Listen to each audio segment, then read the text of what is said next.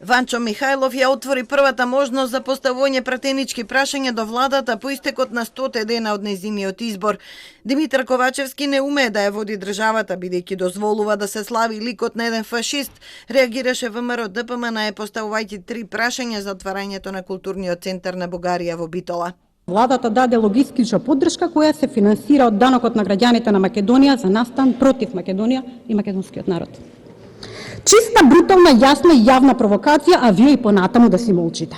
А денес никој не знае да одговори како се отвори тој културен центар со име на фашист Ванчо Михајлов на прв ден Песах во градот кој остана без евреи, баш од фашистите, народните од херои, таму загина Стив Наумов, Естреја Овадија Мара. Многу сум разочаран што Бугарија го избра името на еден крајно негативен лик, злосторник одговорен за ликвидација на многу македонски револуционери и за депортација на македонските евреи, одговори премиерот. Не се согласувам и сум многу разочаран што соседна Бугарија одлучи да именува центар со името на Ванчо Михајлов.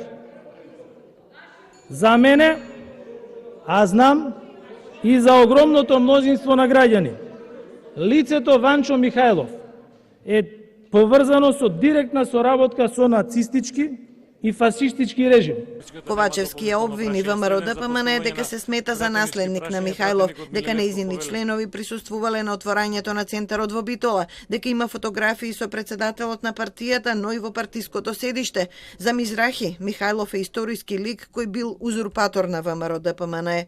Како што тој срамен лик бил водач на ВМРО во 20-тите години на минатиот век, а вие тоа го прифаќате и се гордеете со тој континуитет преку вашиот статут.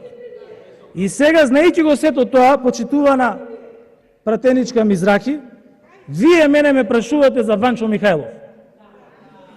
Па свртете се, ве молам, околу вас, во Белиот дворец, видите ги сликите во него, прашајте ги вашите ветерани и тие ќе ви кажат дека тие го слават Ванчо Михајлов, не јас, ниту СДСМ, ниту најголемиот дел од нашите граѓани. Признавте дека Бугарија била фашистичка за време на Втората светска војна, а не била администратор, како што и самата тврди.